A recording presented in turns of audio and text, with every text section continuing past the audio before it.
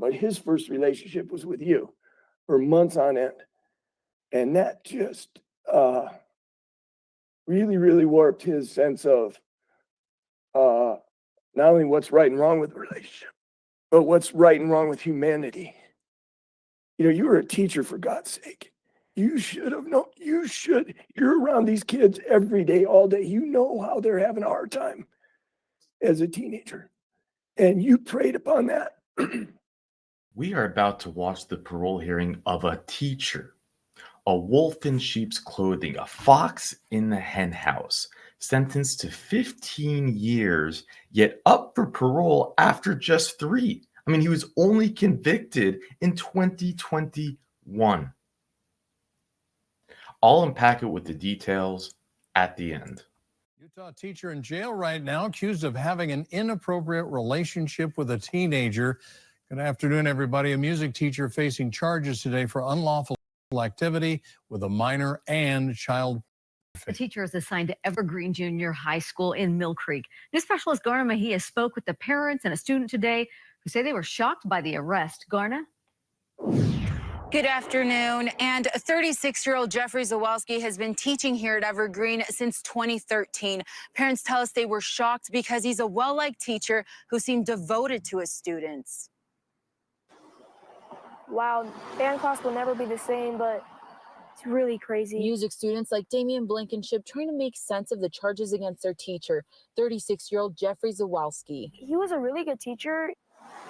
Our media partners at Deseret News broke the story this morning, detailing Zawalski's arrest on Friday for unlawful sexual activity with a 15-year-old teenager and possession of child pornography. Damian's parents received an email from the school district last night. I'm blown away about it. I really am. And I just can't believe it. Now, the school district tells us that Zawalski has been placed on paid leave pending the police investigation. They ask any concerned parents or anyone with information to either reach out to the school or go directly to police. I'm Garna Mejia, KSL 5 News. Back to you. All right, Garna, thanks very much. Mr. Zawalski, you were committed to prison on case number 191910224, forcible sexual abuse, second-degree felony, and sexual exploitation of a minor. You were tentatively scheduled for an original hearing back in July of 2022. The hearing was continued to today's date with the expectation that you complete the sex offender treatment program. Correct. All right. Before we go over whatever progress you made in that area, I need to go over the offense with you. Okay. This offense occurred between May of 2019 and September of 2019. Now, the facts of the offense were laid out in detail in the pre-sentence investigation report that AP&P submitted. In an effort to be sensitive not only to Mr. Johnson and also the victim of record, I don't know that I need to go through every detail of what happened, as long as you understand what information is included in that offense summary. Have you had the opportunity to review that? Yes, I have. Is the information accurate regarding what occurred? Yes, it is. Okay. And the extent of the abuse is accurate, and how it all occurred is accurate? Correct. Okay. If you could provide some information as to how and why this all happened. Well, finding, the correct words to describe that are honestly not possible. Other than absolute stupidity. Absolute stupidity. I was blind to the things that I was doing. I was blind, not opening my eyes to the catastrophic decisions that I was making and the impact it was going to have on other people. I definitely it was a period of my life when I was, overloaded at work. But like I said, there's no excuse.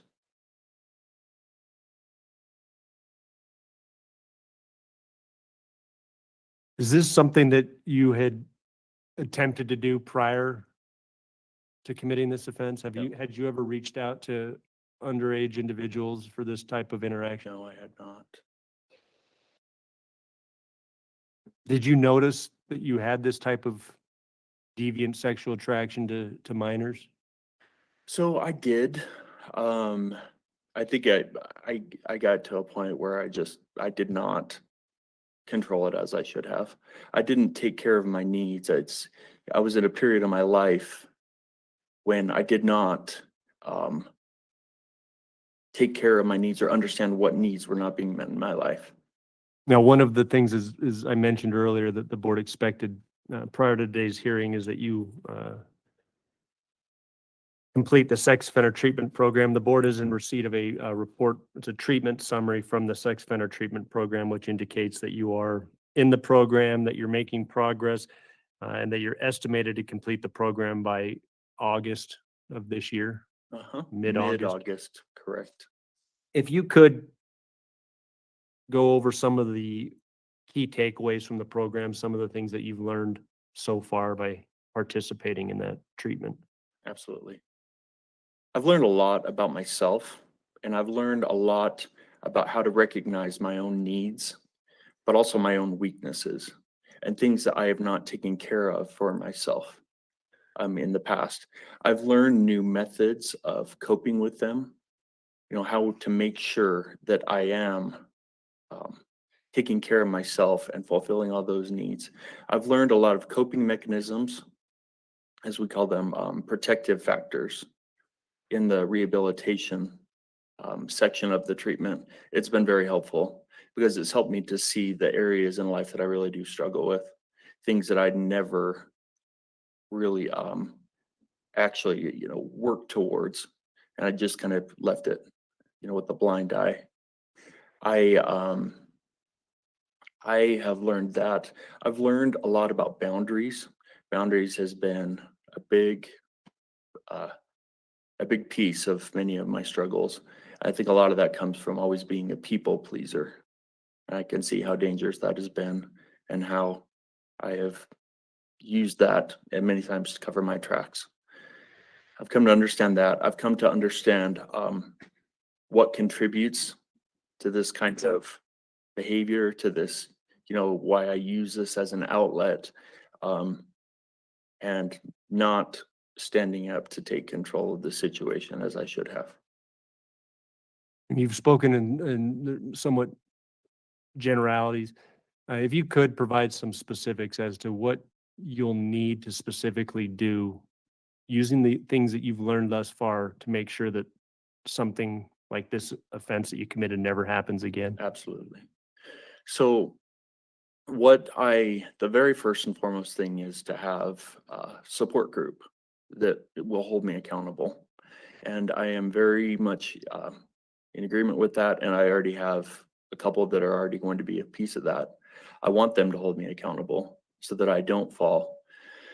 And to be more specific about that will be making sure that I am on task to prevent me from having idle time. That's one of the weaknesses, that I have struggled with a long time.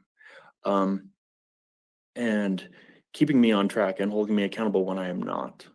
But also making sure that not only that I check in with them, but also that they check in with me so that they're interactive to make sure that nothing like this ever happens again. I definitely have every intention of doing my very best, of being responsible, working, and immediately after I get out of here, I definitely want to get into aftercare immediately.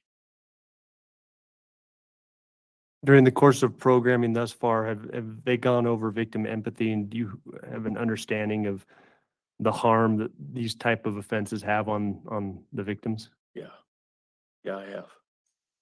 It has been, it's been tragic to realize that I didn't see this before. Would you like me to specify? No, I would like to hear from Mr. at this point. If Mr. If you're willing and able, I would like to take your statement. Thank you, Mr. Robertson and the board. We ironically just talked about the effect on the victim. My son can't be here today because we got this letter about a month ago informing us of this, and they have to direct all the correspondence to him. And so the letter was addressed to him, and he opened it. Unfortunately, he opened it, and I had asked for the correspondence. For some reason, it came to him, and he for a week held on to that letter and gave me that letter shaking so bad and so white. I thought, I didn't know what was wrong with him, man. I knew something was really, really wrong. My son was 14 when this happened. He had just left his freshman year of high school as the class president. So 900 of his peers voted him the class president. He had the lead in his play, his musical, Mr. Zawalski. And after that, he's been in 3 treatment centers inpatient. He's dealt with drug addiction. He has a hard time with relationships. He has a really hard time talking to his mom and dad about any of this or anybody else. We had to find him. We're on the 5th counselor, and thank goodness we found him. It's really, really been able to help him, but we're still 6 years into this, or 5 years in, not able to really talk to him about it. He's not able to talk to us about it, which is kind of okay because we would just like to erase this part of our family history, but we can't. We think about it, my wife and I, and my son. I don't really know what he thinks about it because he can't even come to bring me a letter with this. It takes him a week to do it. And I just hope he gets over what this was. His first relationship, he was dealing with his sexuality inside of his head and having a problem with that. But his first relationship was with you for months on end. And that just really, really warped his sense of not only what's right and wrong with the relationship, but what's right and wrong with humanity. You were a teacher, for God's sake. You should have known. You're around these kids every day, all day. You know how they're having a hard time as a teenager. And you preyed upon that. And I appreciate you getting the help you need and all the other stuff. But looking back, you, of all people, should have really known how hard a time these kids are having at that time. And we're here. You pleaded guilty to 2 crimes. They had you on 11. You're supposed to be here for 15 years with those 2 crimes, not including the other 9 that you're on those 2. Let's talk about those 2 crimes. So it's 15 years. You've been here. It's not long enough. I don't know how long it should be. It just is not long enough. And I hope my son was the only one. I really just hope my son was the only one. Nah, that's all I have, Mr. Robinson. Thank you. Well, thank you for being here, the strength that it takes to appear in this type of setting, to represent your son is a great amount of strength. So thank you for being here. Thank you for the comments that you've provided.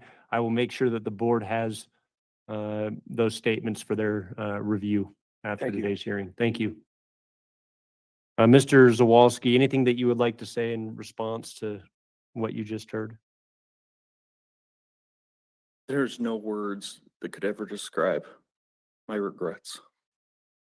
No words. And I'm very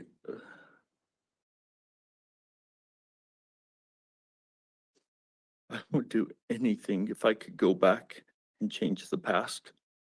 And I'm so sorry that so many people have had to pay the price for me to go through this, for my stupidity to make these decisions.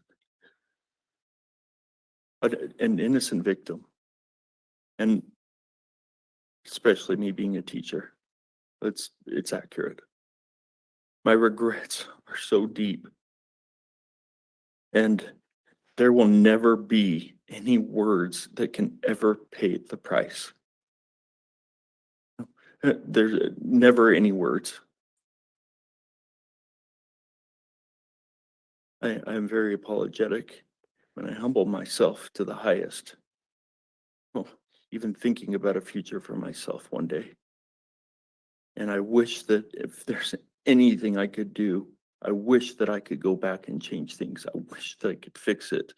I wish that I could, pay all the retribution, but there's not. What I can do is I can change myself.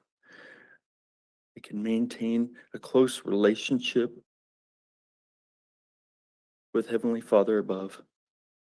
And I can just keep moving forward, hoping one day,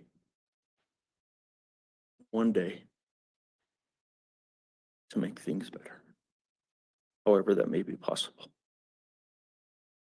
There's a number of things that the board will have to take into consideration. You do have a maximum 15-year sentence, which puts you at February of 2036. Correct. The board takes that into consideration. They also look at sentencing guidelines. Yours in this case is 44 months, puts you at October of 2024. I think that Mr. has accurately reflected the harm that these type of offenses have on victims and also the community. And that impact will have to be taken into consideration in the ultimate decision that the board makes. They'll look at the programming reports, the institutional reports. The 5 board members will review everything and deliberate. Once they reach a majority vote decision, that becomes the board's order. And what do you think Utah did? What decision did the board make in their almighty wisdom about a teacher, about a wolf in sheep's clothing, about a psychopath, in my opinion, about a man who did not shed a single tear, who did not express any insight, a man who admitted to having deviant thoughts, deviant attraction to minors? Well, they granted parole. As of 4/8/2025, he will be free. That is 11 years before his 2036 full term date, 2050, a 15-year sentence. Can you imagine? In what world, and we'll go over the details, but first I need to get some stuff off my chest. In what world does this make sense? See, to anyone who doesn't have a PhD, to just the sheeple which we are, it's clearly insane. It's madness. But to those running this system, to those who are in charge, to those who are meant to protect us, this is normal. You see, sentencing, it's all gimmicks, especially in Utah. A 15-year sentence, which isn't enough, it should have been more than that. And then to be able to get out after just serving a few years, he was only sentenced in 2021. Maybe he had good time. It's not clear if he made bond. I don't know.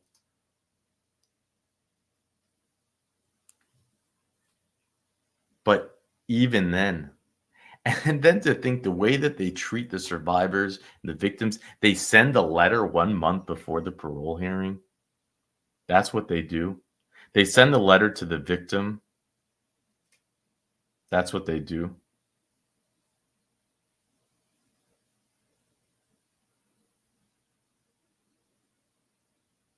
You hear the pure emotion and trauma in the father's voice, talking about his son who was who was in the class of 500 handpicked to be the valedictorian. He is really, the sweat and blood and tears that we put into our children every moment, every waking day, and then you send him to school, and a teacher, the lives that you alter, that pass the trajectory of where he could have going, where he is now, and you think that parole is warranted?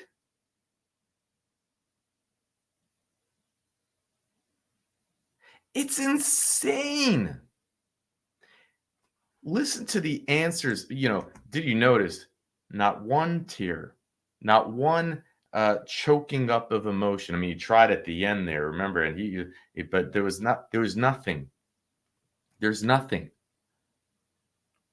When asked, why did you do this? He says, absolute stupidity. I was blind to the impact I would have. That's BS. That's not even an answer. I was overloaded with work. You're overloaded with work?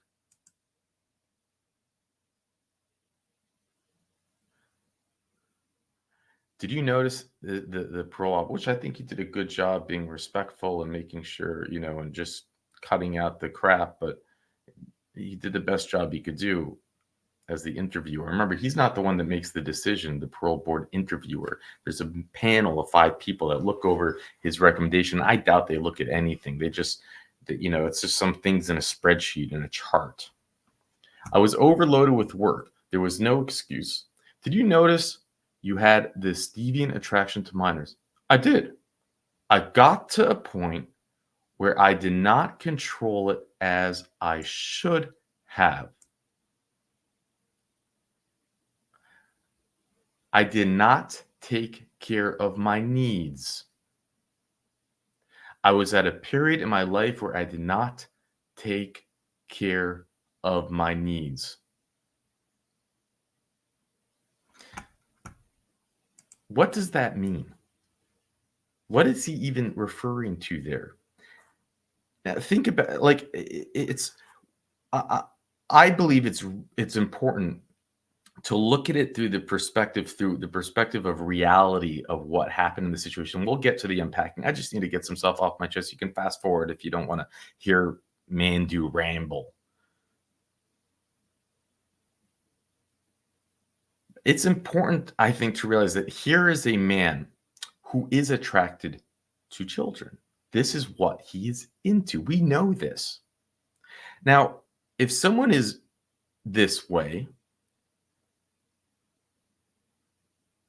then they get a degree and they get a job where they can be the literal fox in the henhouse, to be surrounded by their fantasies every day at work. This is not something that just happened. This is planned. This is a life goal. This was something that he worked and strived for and fantasized about, and then went through with his fantasies. How come the justice system cannot see something that is so clear? And then the punishment, many can argue, he might say it's worth it. It's not that long. There are many that would say, hey, if I could have 6 months with my biggest fantasy, sure, I'll do a few years in prison.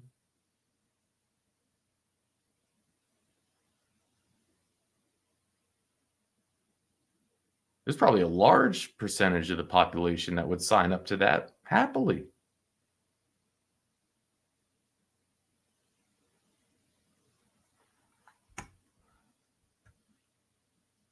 Or just sheep, or what do we know?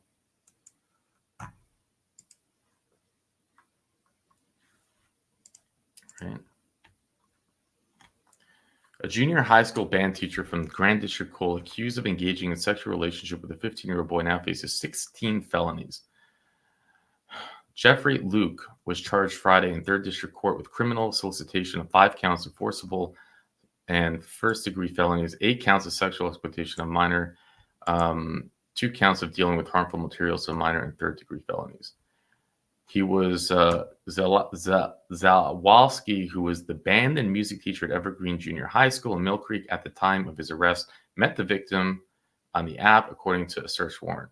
Between May and September, he would meet the boy at church, by the boys at church, right? You don't see the irony that he has his, what did he say? Of course, it always comes in there. My relationship with God. And he has his preacher show up in support. And look where he's committing his crimes, right? By the boy's house or by an abandoned parking lot and engage in activity. The two met 5 times, according to police. Zawalski was arrested after police assumed the boy's identity online and arranged to meet him in the church parking lot, the warrant states. When Zawalski arrived at the parking lot, believing he would see the boy again, he was taken into custody. After the arrest, he told investigators he had also met with 2 other boys online who were 14 and 15 years old. That's what he admits to. Okay. In addition, he is accused of soliciting explicit photos of the boy. Investigators searched his phone and found 33 photos and 2 videos of the boy. He also sent photos of himself. Can you explain to me why they did not get him with 33 felonies right there? Can you explain to me why they took a plea deal for 15 years, parole after just, I don't know, what was it? I mean, if it 4 years, 5 years? He was a full-time teacher at the school district since 2016, according to the district. Before that, he worked as a charter school in 2006. He did some substitute teacher work in the Granite District. His victims did not attend the school district. Now, this might just be something that they said at the time to protect the students. He's out of that school now, but I take this statement with a grain of salt. Granite School District spokesman Ben Horsley confirmed Friday is no longer employed in the district. And there you go. It is madness that this person is not locked away for the maximum possible sentence. That you cannot have teachers that it's not by accident. The system needs to understand that they are putting themselves in the situation to prey upon children, to meet their fantasies. This is something that was very premeditated and thought out and orchestrated.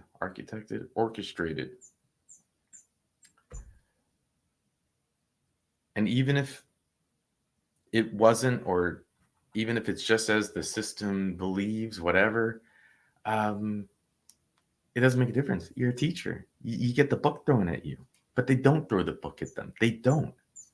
And it makes no sense. Where is the justice? Where is the retribution? The victim held that letter with him for a week before he was shaking. It is, the idea that he's going to have to find out that they are paroling this monster. What message that sends to the victim?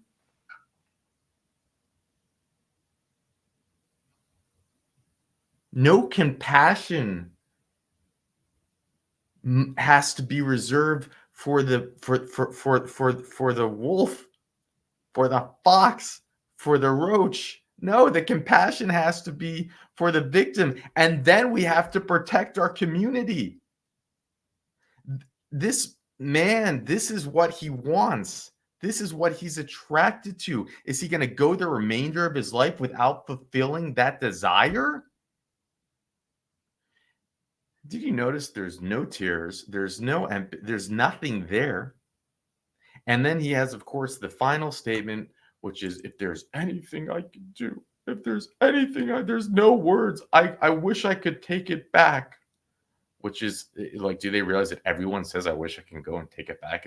How meaningless is that? And I would like to do things to however possible to make it better. I wish I could fix it. And you have an answer to fix it. Don't ask for parole. Don't ask for parole. Thank you, Richard, for providing the research on this. If you want to see, support the channel, help the channel reach 100,000 subscribers, do subscribe. And with that, I'll let you go. The victim in this case was your 14-year-old niece.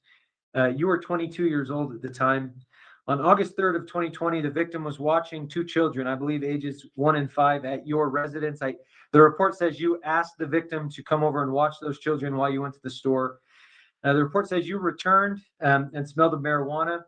It says you then forced, I think the official report says you shoved the victim into a bedroom. We are about to watch the parole hearing of a monster who did that to his niece.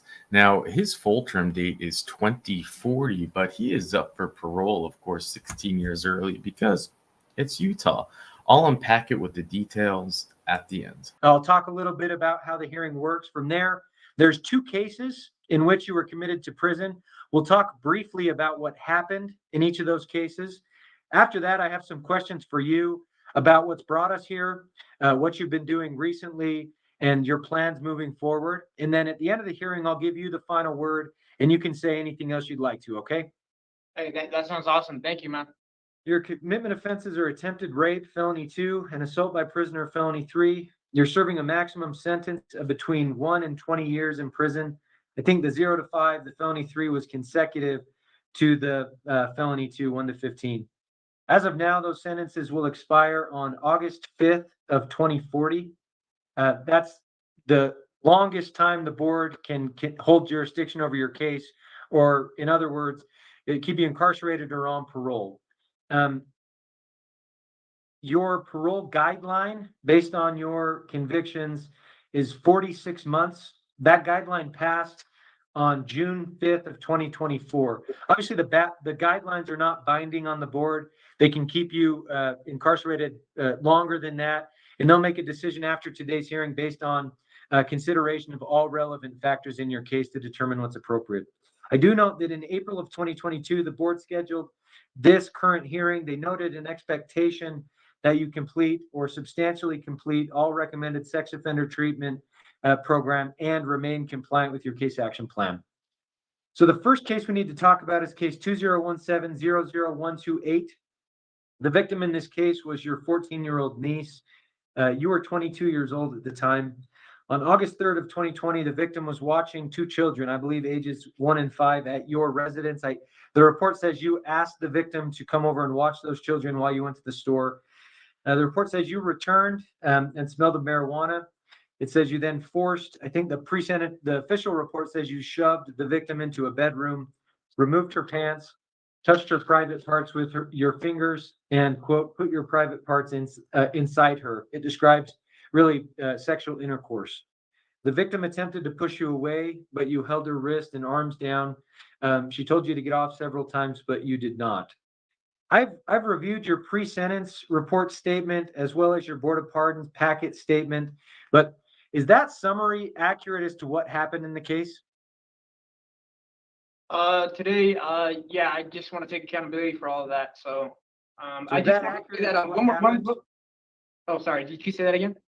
Is that accurate as to what happened? The acts that I just described, is that accurate as to what happened in the case? Well, if it were to be really blunt, yeah, certainly you're under oath right now, so honest answers is what I would appreciate and expect. But yeah, so what happened in that case? Okay, so I did review her statement. Sorry, I'm speaking down to this to make sure you can hear me good. So if I'm looking down, it's just like I can hear you. Yeah. Okay. So I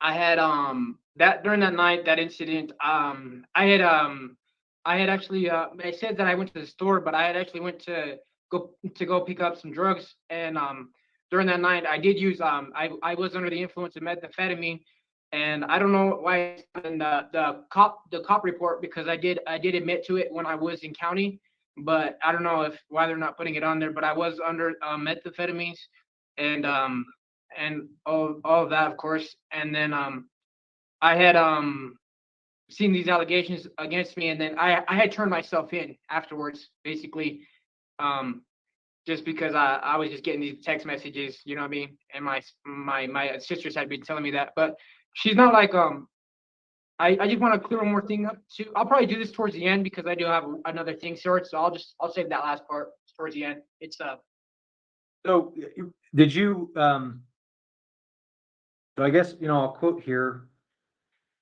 forced the victim into a bedroom, removed her pants, touched her private parts with your finger, and then had sexual intercourse with the victim. Is that accurate? yeah, it's all accurate. Yeah, I'm Okay, just well, taking thank you for your comments, about that case. I will note those for the board. And then certainly at the end of the hearing, if you have further comments, I'll allow you to make those. The second case is case 2117-00092. I think this happened June 2021 in the Grand County Jail. There was a fight between you and another inmate. It was shown on camera. The report discusses it. I think the other individual had a mop handle, was swinging it around the section. I think eventually, walked towards you in an aggressive manner. This led to, a fight or a struggle in which you took the victim to the ground and attempted to punch the victim while on the ground, wrapped your legs around this victim. What caused this fight to occur? I believe that it was I just had told him I had this is CJ Brown, correct? Because I had pleaded 2 counts. I can't quite remember this one exactly. Is this CJ Brown? June 24th, 2021, Grand County Jail. The individual, quote, swung the mop handle at the back of a TV.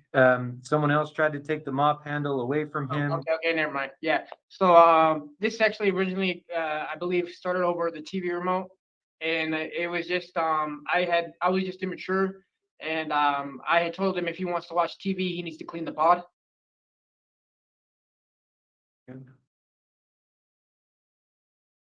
Okay. Well, I'll note your comments as well about that case. So since arriving at the facility, you successfully completed MRT and anger management. You were briefly in the pre-sex offender treatment program. The sex offender treatment discharge summary, it says you were removed from the program. It says, quote, you made Tinder profiles for you and other inmates, I think with the assistance of someone in the community. It said, quote, in your board packet, you said, I've been writing letters to the SOTP program trying to reapply and still haven't received a reply. You talk about being pulled from the program, writing various letters. So let's start from here. So you did the anger management and the MRT. You were briefly in the pre-SOTP program. What have you learned in the programs and classes that you have done? Your Honor, we started off right away just initially stating our charges in the case, and when we were stating the case, we had state of course all the victim impact statements or the cop report. So basically what we just went over is what I had stated to him, and I got like some notes on that because it was such a big issue for me to hear him say that. I've been reading this report, and I had marked down just some things that he's restated because I got this board book. So I had written you a letter previous just before this, and then I finally got my border packet, and so I'm like finally getting this review, and I'm finally knowing what's going on with me a little bit more. I'm starting to hear a perspective of what's really going on. And I just had reread all of this, and I just didn't like the fact that he said I was unaccountable.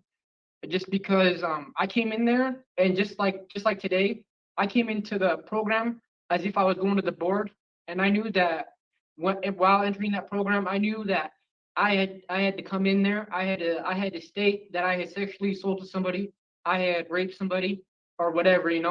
I came in there knowing that I had to paint myself as a monster just to make sure I can get to the next level. So I didn't really like the fact that he had rephrased a few things in the statements. I do have everything noted here, but I will wait for you for that approval. Well, what led to you creating Tinder profiles while in the program? That's the relevant portion I'm trying to get at. And certainly the reason the board set the expectation for you to do sex offender treatment is to gain some insight right into the behaviors that brought us here. And I think that it speaks for itself creating a Tinder profile while in an SOTP program. What led to that happening? Really, it wasn't really my idea. I just had I had a family member who was nice enough to help us because she knows how it is being locked up. And to be blunt, my friends had just been talking about wanting to find friends to talk to, and I had tried as soon as I was in trouble for this, I did get a copy of the rules. I tried to get a copy of the letter for the board and for SOTP, just because when he did come talk to me, I had noticed that he had rephrased that whole letter, but I couldn't get a copy of the letter due to they said that the jailer said that I can't get a copy of the letter because So do you deny that you created a Tinder profile or worked with someone else to create a Tinder profile? Do you deny that? No. Okay, well, so all right. Well, now that you're talking about the discharge summary, so it was prepared by Derek Bethea, LCSW. So it looks like you received and reviewed a copy of that. My review, so it shows and identifies an above average risk of reoffense using the general static 2007 static or stable 2007 static 99R assessment tools. Talks about being, removed from the program. It says you made little, quote, if any progress. It says you were working on the first workbook, self-reflection at the time. It talks about risk factors that you had identified: unemployment, criminal belief system, pride, violence, alcohol and drug consumption, secrecy, lack of communication, blaming others, pornography, pretentiousness, and association with known felons. Talks about your treatment and supervision attitude. It says you entered what the therapist describes as a distrust towards the therapeutic process. It said you, quote, blamed your past failures on authority figures and external consequences. Talks about concerns to be addressed in future treatment. So learning to trust the therapeutic process and address your sexual assault in a direct manner. So addressing the behavior in the case directly in therapy. It recommends, based on your says, quote, to manage these issues, it's recommended that you, quote, not be granted parole until you've successfully completed the preparing to change and CBISO treatment programs while incarcerated. Obviously, after today's hearing, the Board of Pardons will make the ultimate decision on release, any treatment that's recommended, et cetera. But do you have any, do you agree with the recommendations that are made in that document? To be honest, I was headbutting with that therapist the whole time. I didn't like the fact that he said that I came in distrusting, because I came up to him extremely open and honest, extremely blunt, and to where that's what it leads to. I got like I said, I did my homework. I went through his whole thing, and I'm going through his report. And I just, like I said, I literally have a whole thing for you already right here. I'm just waiting for that time to be the appropriate time. But I definitely Right don't now, think I definitely don't agree with him to an extent, but I just want you to know I'm still willing to do the program or whatever. I just want you to know, like, it's been a hassle just for me to get into this program. I mean, they literally pulled me late. When I got pulled to the program late, I knew I was getting a later release date. I came in there just knowing I'm getting out later and later, and I just want you to know, like, I'm just sitting here, and it's really just been like, I literally been ignored for a year, and I got documents, IPP forms of me trying to get into this program for over a year. Upon that situation, while being for a kicked out, year, you were, I think you were taken out of the program 8 months ago. So yeah, what when are I you was talking about eligible for a year ago? Sorry, but please expound, because am I misunderstanding? It said you were removed in December of 2023 when you, quote, attempted to set up a Tinder account for yourself and 3 other inmates.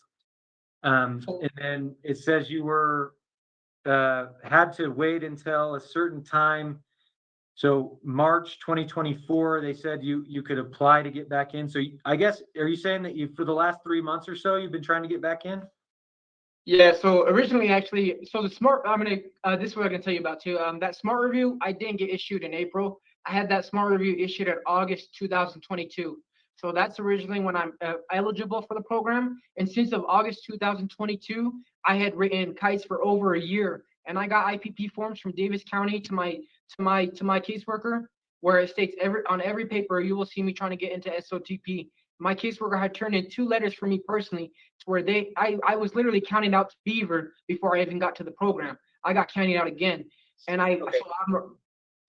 so I'm originally pulled late, and then I was eligible, just another date. I was eligible for the program on March 5th, not the 24th, just so you know. And since March 5th, I've already written 5 letters, and they literally ignored me again. And the only reason I got into this program was due to the board actually finally, like, I got my acceptance letter finally, and it says due to the board part. And so I just wanted to thank you guys for that, because I mean, Candace, Wiltcher, Green Salt Lake, I mailed them, but they really ignore my letters, and I really got documents of me mailing them, just so you know. So I've read your letters, and I appreciate what you've said today. I'll report those frustrations, and it sounds like I think I misunderstood you. You were talking about a year before you got into the program that you were trying to. So I'll note that for the board.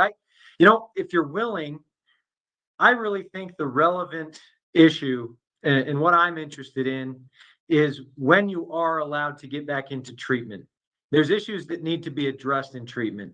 Those need to be talked about directly. And certainly, creating a dating profile in a sex offender treatment program is not going to work. So what do you need to change so that you can have a successful experience in programming? You yourself, what needs to change in your mentality, in your approach, so that you can have a different result? To be honest, I'm really on good behavior right now. Not coming into this program, I just want to let you know, not coming into this program on time. I'm just sitting there like in Davis County. I'm sitting here in Beaver County, not getting in this program, and I'm just sitting there thinking like, oh man, the board's gonna hold me back because I didn't get this program done. Oh man, I'm like, I know this program was crucial or whatever, but so I just want you to know, like right now, I'm really on good behavior. The fact that to the extent.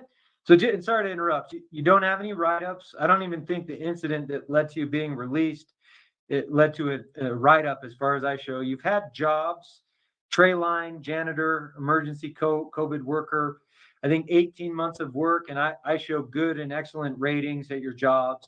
Housing reports generally are positive. So I do note that, and that's in my report, and the board will consider that if you are, as they're considering your case. It sounds to me, as you're talking, and maybe I'm misunderstanding you, it sounds like you would like the opportunity to do treatment in the community possibly, or what do you think needs to happen so that you can do treatment? What are your thoughts on treatment? Maybe let's just do this in terms of a release plan. If you're granted parole, what would that look like? Where would you live, work, do treatment, etc.? Well, I like that point of view. Right now, I'm gonna be really just blunt with you. I've heard you can go to another county, and I've heard that county they did the pre and the core at the same time. So I'm like willing to do your program. I just know that I had with this caseworker, like he was, or this therapist. My apologies. We were really headbutting, but it's like I'm not really trying to headbutt. It was just the way he. If you don't mind, my question was, if you're granted parole, what would your release plan look like? Where would you live? Where would you work? And where would you do treatment? Well, due to me seeing the victim's statement, the mother's statement of 2021, I did take that in consideration, just so you know. She just stated, I just remember stating, because it's the closest thing I ever got to her from anybody, and so she just stated she didn't want anything to do with me. So I plan on just really leaving the area. I go on to the halfway house. I would like to go to my sister's in Colorado, but at this point, I just got all these parole stipulations that I'm gonna have to follow. So I'm going to I'm just letting you know, even if I don't get into this, I'm still going to the halfway house regardless. And I know that I have more programming on the outs. And so I just want you to know, I'm just doing everything. I'm just completely leaving. I just don't want anything to do with that. If I'm understanding you correctly, you'd do treatment at a halfway house. Is that what you're saying? Okay. And I'm not saying, I think the board already set an expectation of treatment while incarcerated. The SOTP program recommended treatment while incarcerated. After today's hearing, the board will make that decision. But, since you're making these comments, I wanted to ask what your plan was if you were allowed something else. So thank you for those comments. You've answered the questions that I have for you. And how would you say your mental health is currently? I think it's better. It's better than it's ever been. Okay. Let me just, if you don't mind, make sure I covered everything that I wanted to, and then I'll give you the final word to state anything else you'd like to. Okay, those are specifically the questions I had, and we have a couple minutes remaining. Anything else you'd like the board to know? So I just wanted to address like some of the big factors of this report, you know. So I'm just sitting here, I'm just basically addressing him in a factor where he's saying I'm just pointing out some big things that were big to me, you know, that were more of like in my control type deal. So I said I just kind of rewrote some of the things that are written on the review that I have. So I have in okay, so this is more just the accountable issue. So I'm just wanted to restate these because of he just rewarded everything to where it seemed like the therapist just really he was really just he really irritated me just from this, you know, like this is like I'm just sitting here reading nothing but negativity, you know. I'm just thinking like on top of that, some of these seem like outdated. So I said page 2 category pro criminal attitude. During the interview, Mr. De La Fuente stated he is too pretty for these charges. Mr. De La Fuente denies committing the crime he was convicted of and stated it was a he said, she said situation. Mr. De La Fuente That's the pre-sentence report, right? And as I understand your current statement, you admit that the offenses happened as described, correct? Correct. That's what I'm trying to. So I think I've got that. Okay. So, but yeah, I was just basically he's just saying that I'm just reading all these and he's just saying that like I'm denying all these charges, you know. And I know I don't want to waste your time or anything, you know, like anything like that. But if I may continue, may I? Got about 2 minutes left. 2 minutes you can take. Okay. Well, basically, you know, I'm just reading this report, you know, and he's just saying like I'm denying all these charges. Just quickly, if you don't mind, this is the pre-sentence report, correct? This is the board of pardons. This is the report from the therapist. Oh, okay. All right. Okay. Now I've got you. Please continue. Okay. Mr. De La Fuente did not take any responsibility for his sex offense. He placed blame on the victim and stated he was wrongly judged as he did not commit the crime. Additionally, Mr. De La Fuente reported he took the wrong advice and direction from his attorney. Mr. De La Fuente appears to be in pre-contemplation stage as he denies there is a problem, denies he committed a sex offense, and appears to have no interest in addressing how this offense occurred. Mr. De La Fuente, the fact that he fought his case for a year and had to go to trial must demonstrate his innocence to others. So I just really wanted to point that out because that was like something I thought was pretty crucial because I literally came in there. I came in there blunt. I came in there honest. I literally came into the therapist knowing what to say. Like I literally knew that ahead of time that I had to come in there and say that I had committed these crimes. So I didn't like the fact that he put all this down like as if some of these are from trial statements, you know, like some of these are stories of my trial that I had told him about because he asked for the depth of my trial. So I had told him basically, I really told him the blunt depth of my trial, why I was going to trial, etc. But he had rephrased it everything to where he's saying like I'm like unaccountable. So I just really wanted to point that out in his review. Perfect. Thank you, Mr. De La Fuente. We are out of time. I'll note your comments. I've read all your letters. If you have further input, please send those in writing. I will note, you know, the statements and comments that you've made at today's hearing from here. What I'll do is take your case under advisement. I've put together a report of what I reviewed prior to today's hearing.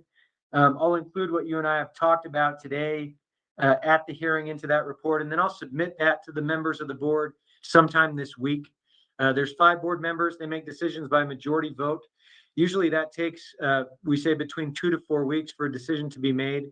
Once a decision is made, we'll send it to you in writing through the mail. And thank you for being here. Wish you the best of luck moving forward, and we'll go ahead and conclude today's hearing. Okay, thank you. Well, I'm happy to tell you that he was denied. Now, he's been given a rehearing date as of June 2026, so 2 years from the time of the hearing. I mean, if you ever want to see someone that is just so, scary looking, everything about him is terrifying. Just like you see the way his mind works. And the parole board officer, the poor guy, he's trying to like Richard said, pull teeth. That's how I felt also. there's something very off. And let's just remember why he's locked up. He's locked up because he did that to his niece. His niece. And the idea that he can even have a parole hearing, this is why the parole, the sentencing in Utah, they're gimmicks. I mean, he's given like a 40-year sentence, or I think it was a 35. Then he got another felony while in prison. We'll go over that. And he talks about the Tinder profiles, and he's just so clueless. He's like, he sets up Tinder accounts while in sex offender programs, and it doesn't even process him. He doesn't even realize that. He's just like, well, we were lonely, so we wanted to set it up. Thank God I have a family member that would set it up for me. I mean, that was like, what? Oh man, I mean, he's clearly dangerous. He needs to, there are certain people that just need to be locked up, and they can't. They're not, they're just not. They need to be locked up. It's that simple. A 22-year-old Moa man faces first-degree felony charges of sexual assault following his arrest on Tuesday, August 4th. The alleged incident occurred the day before when he, according to Moa police, he sexually assaulted a female who he had asked to watch his children, and these were his niece. And asked to watch 2 children. This was his niece, remember. According to the detective who interviewed the alleged victim, age unreported, Defante told the children to stay in the living room when he took the woman into the bedroom. And at first I was upset when I read this. It says woman, but again, they don't know her age. He was taken into custody Tuesday after Moa police interviewed the alleged victim and her mother at the regional hospital on Monday. The officer in his report said that he contacted the alleged victim's mother and told her he was at his mother's home. The officer said Defante would only talk if only one officer was present, and that he could confront the alleged victim in front of his family. He thought he would make the rules. And I mean, you can picture it. You can actually see him saying that to the detective. I will only talk if there's one police officer present, and I need to confront her in front of her family. The officer said, this isn't how it works. And instead he was read his rights. And that he remained silent, saying only he wasn't a snitch. I'm not a snitch. It's like the guy's he's clearly not all there. And then here's where you picked up another felony for a fight. So 2 inmates in the Grand County Jail faced felony assault charges over an alleged fight resulted in injury for one of them. The incident allegedly occurred just after 9 p.m. He picks up a felony in prison. This is how messed up. I mean, in 2020, and they still see him 4 years later for a parole hearing. Like, I don't think this would ever happen in Louisiana. Well, maybe I'm wrong. About 20 minutes later, a Grand County Sheriff's deputy responded to a medical emergency in one of the tiers that is housing inmates. Inmate Lennon Defante said he fell off his bunk and dislocated his shoulder. Meanwhile, jail commander Shan Hackwell reviewed the video of the tier and reportedly observed Defante throw his shirt into a cell and then hold the door open. Reportedly watched inmate Jimmy Boss walk into Defante's cell and a ball in his fist and lunged towards the back of the cell. The altercation reportedly lasted about a minute. It's interesting. It does seem like he was defending himself, to be frank. I mean, this guy walked in the cell, and so, but it could be they just didn't like him, and that's why they gave him a felony. And I've started to see that trend in Utah. It does appear to me that COs will give those of these type of offenses write-ups that we don't see other inmates get. So I kind of like the prison justice there, frankly. On that word, frankly, if there is one thing, if you want to look for one positive about this guy that I picked up on, it's that he doesn't say, I'm not going to lie when he talks. He says, or to be honest, I think he doesn't say I'm not going to lie. He doesn't say to be honest. He says to be blunt. And I personally say to be frank. And I think, now I used to say, I grew up saying, I'm not going to lie or I'm going to be honest. And a lot of us do say that. It's natural. And I had a mentor tell me one day, don't say that. It's just, it's a bad habit. A lot of us do it, but don't do it. Say to be frank. And ever since then, I got in the habit of saying to be frank. He would say to be blunt. So if you want to find one good habit he has, that's it. Although I don't like the word blunt. Blunt is a strong word. It's an aggressive word. And to be frank is a little bit more passive. So, but that's my little 2 cents. So yeah, he got 15 years for the attempted sexual assault. Now the DA gave it attempted. I hate when the DAs do that. And, you know, it's all about legislation and plea deals. But the word attempted is wrong. It drives me nuts. It wasn't attempted. You know, what do you think that's sending the victim? What do you think it's giving him as the opportunity to tell people in the future, I never did it? It's just don't do it, DA. Don't be lazy. Just don't be lazy. And then he got 5 years for the assault by prisoner. So it says here it's just a 20-year sentence, yet he has a 2040 full term date. So I don't. Oh, actually, that is right. Yeah, it is 20. He was sentenced in 2021, and he's a 2040. So that's 15 years plus 5. So they're